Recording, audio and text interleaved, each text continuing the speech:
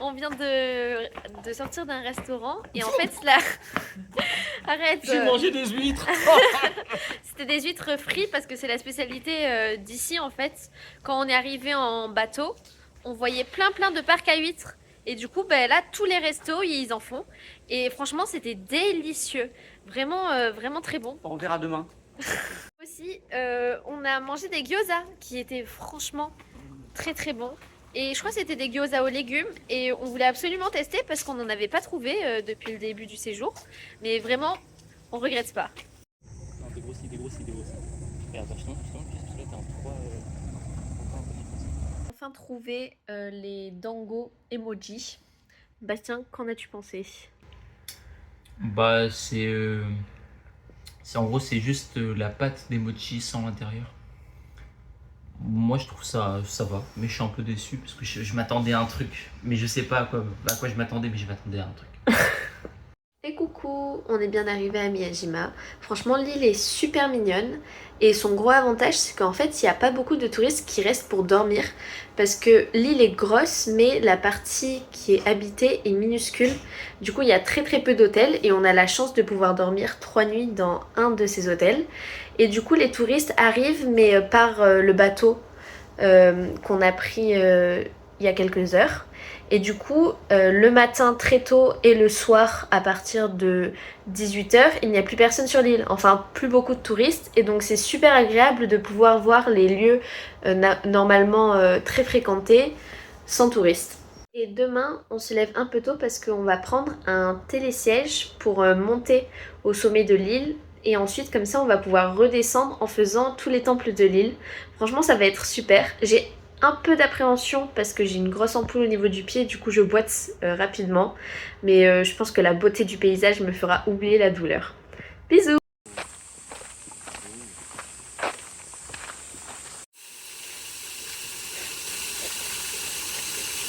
On est où?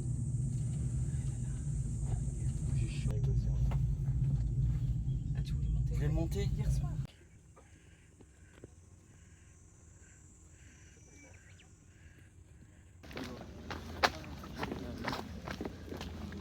Imagine on se tape un orage.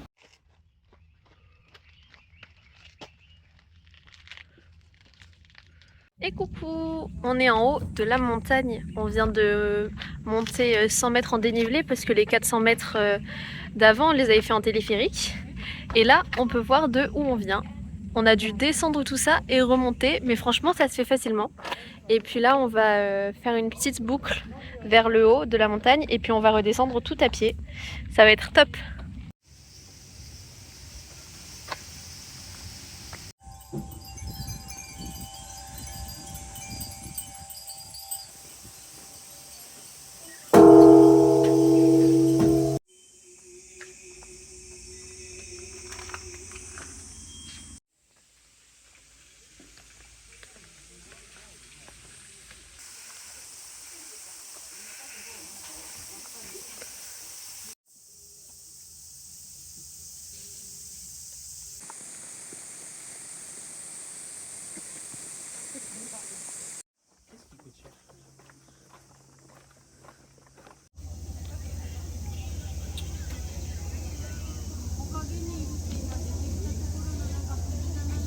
Non, elle mange ton étiquette! Oh putain, non. Non! Non, tire! Et je peux pas, elle a de la faim. Elle a mangé l'étiquette! Allez, merde. Je suis responsable de la mort d'un animal. Et coucou! J'ai pas beaucoup filmé cet après-midi parce qu'en fait après la marche on était juste claqués. Vraiment elle nous a épuisés parce qu'il faisait très chaud et très moite. Il y a d'ailleurs un orage qui a éclaté dans l'après-midi. Mais franchement elle était géniale. J'ai jamais vu un temple aussi beau. Enfin il était super reposant mais également il y avait plein d'atmosphères différentes. J'ai adoré la salle qui était dans le noir avec toutes les lanternes au plafond. Et apparemment cette salle elle servait à faire un mini pèlerinage. En fait à chaque fois chaque statue représentait un lieu ou un temple et quand tu passais devant les temples, enfin devant les statues, c'est comme si tu passais devant un temple dans la vraie vie et c'était super intéressant. Et il y a un endroit même qui nous a beaucoup surpris parce qu'en fait il fallait aller au souterrain d'un des temples Et en fait, on devait suivre une sorte de labyrinthe qui était totalement noir. Et la seule source de lumière qu'il y avait était une série d'affiches de moines, sûrement bouddhistes ou sinon d'entités, qui étaient éclairées. Et en fait, ce passage était considéré comme une purification. Et c'était vraiment super intéressant. Et j'ai également adoré toutes les petites statuettes qu'il y avait sur les chemins. Et la quasi-totalité était habillée. En fait, il leur faisait des petits pulls et surtout beaucoup de petits bonnets rouges en crochet. Et ça, c'était impressionnant. Vraiment, j'ai beaucoup aimé. Demain, c'est l'anniversaire de Timothée. On va aller normalement le matin à la plage à pied. Ça fait 40 minutes de marche. On va se baigner dans le Pacifique pour la première fois. Et ensuite, normalement, on fait le retour à pied. Et je ne sais pas. Ça va être la surprise. On va pas se forcer parce qu'il fait quand même très chaud ici. Mais peut-être visiter quelques endroits qu'on n'a pas encore fait à Miyajima. Ça va être cool. Bisous! Et coucou! Finalement, on a fait la randonnée jusqu'à la plage, mais par la route. Et du coup, c'est plus rapide que par la forêt. Par contre, il n'y a personne à la plage. C'est trop bizarre. Je sais pas où disparaissent les touristes, mais ils vont pas à la plage apparemment. Et il y a 2 personnes. Et sauf que là, on vient de voir un panneau qui dit que se baigner dans cette ici là, c'est extrêmement dangereux. Mais du coup, il y a quand même pas marqué que c'est interdit. Et on sait pas pourquoi c'est dangereux. Du coup, je sais pas ce qu'on va faire.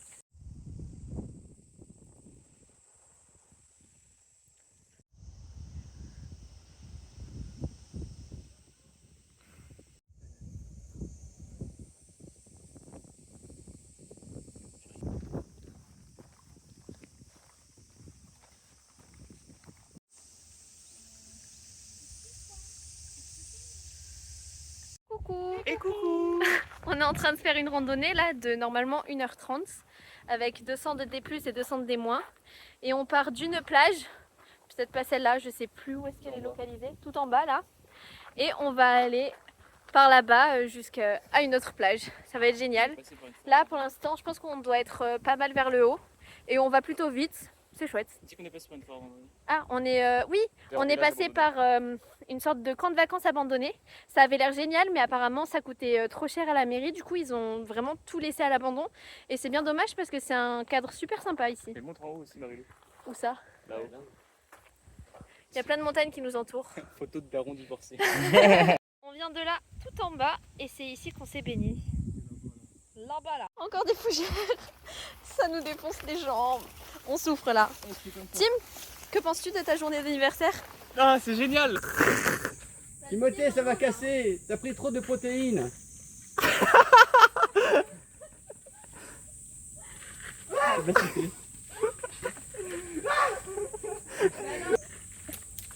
Bravo! Et hop, hop, hop, hop, hop. Là, du coup, notre appart devrait être là-bas. On est rentré de la rando là. On est passé par la ville et en fait là on est dans une rue où tous les soirs on y passe pour aller au resto. Mais en fait en journée elle est bondée, mais c'est fou, il y a des commerces partout, enfin il y a même des petits parasols, enfin des choses mises en place pour couper le soleil et il y a de la clim et tout et c'est impressionnant. Et là du coup on a goûté une glace. Moi j'ai pris une glace au sésame et Bastien une glace à la pistache. Et elles étaient délicieuses, carrément la glace à la pistache, elle était même pas verte fluo, elle était plutôt marron parce que... un vrai artisan glacé, ouais. Même la glace au sésame, elle était noire, elle était délicieuse. Et là, on vient de goûter une spécialité. Moi, j'ai pris goût caramel et Bastien goût crème. Crème. Ouais. Crème. Et franchement, c'est très très bon, très gourmand. J'aime beaucoup. Il vient de se passer un truc très très drôle. En gros, j'étais tranquillement posée dans ma chambre et tout le monde était dans la leur. Et puis là, je reçois un message de maman sur le groupe de la famille qui dit tout va bien, j'ai vu qu'il y avait un séisme au Japon, magnitude 7 apparemment, et il y a un tsunami qui se prépare, est-ce que ça va? Et du coup je me dis, mais attends, mais trop bizarre, il y a environ une demi-heure, je pense, peut-être un peu moins, j'ai senti que ça tremblait. Moi j'étais couchée sur le dos, tranquillement, par terre, et j'ai senti que ça tremblait. Et je me suis dit non mais attends, c'est mon cœur qui bat fort parce que voilà quoi, il fonctionne. Et ensuite du coup je regarde mes habits qui sont suspendus à la fenêtre pour qu'ils sèchent. Et je les vois un peu bouger, mais je me dis bon ça doit être la clim. Je me dis mais ça bouge quand même un peu. Donc je vais voir à la fenêtre, je me dis oh pareil il y a un tsunami. Je vais voir à la fenêtre, la mer elle est calme, il y a toujours des bateaux sur l'eau, je me dis bon c'est ok. Et je continue ma vie. Et en fait, j'ai senti le séisme qui s'est produit hyper loin du Japon, enfin hyper loin au sud du Japon, mais je l'ai senti et je me suis dit qu'en fait j'étais juste une folle. Donc là, vite, je cours dans la chambre des cousins et je leur demande s'ils avaient ressenti la même chose. Et Bastien s'est dit exactement la même chose. Il était persuadé qu'il était juste fou et que la terre ne tremblait pas du tout. On est les deux seuls à l'avoir ressenti et les autres non. Mais bon, ça va, on est vraiment très très loin de l'épicentre et c'est à l'opposé au niveau de la mer, donc on risque rien. C'est la même rue que tout à l'heure, mais là il y a personne. Coucou, ça y est, c'était la dernière journée à Miyajima. Franchement, c'était top. La randonnée qu'on a fait, je l'ai adorée, elle était belle et on a bien rigolé. Et l'île, je l'ai beaucoup aimée également parce qu'elle était quand même très naturelle. Il y avait plein de forêts primaires apparemment. Et donc, c'est des forêts qui n'ont jamais été exploitées par l'homme et c'est plutôt rare en vrai d'en voir. Et franchement, c'était très reposant. Maintenant, on va aller à Kyoto. Donc demain matin, on va prendre un ferry, le même qui nous a apporté en fait, qui nous a amené sur l'île. On va le prendre dans le sens inverse. Ensuite, on va prendre le train pour aller à Hiroshima. À Hiroshima, on va prendre un autre train. On va manger à Hiroshima dans un petit resto sûrement. Et ensuite, on va prendre un autre train qui va nous amener du coup à Kyoto. Là-bas, ça va être une ambiance totalement différente parce que c'est l'ancienne capitale en fait, et c'est plein de petites maisons en bois apparemment, et ce sera surtout rempli de touristes. Ça va nous faire bizarre par rapport à ici où il n'y en avait presque pas finalement. Mais bon, apparemment c'est vraiment un lieu à voir, donc j'ai hâte. Et c'est à Kyoto qu'on fêtera du coup l'anniversaire de Bastien, et ça aussi j'ai hâte. Bisous!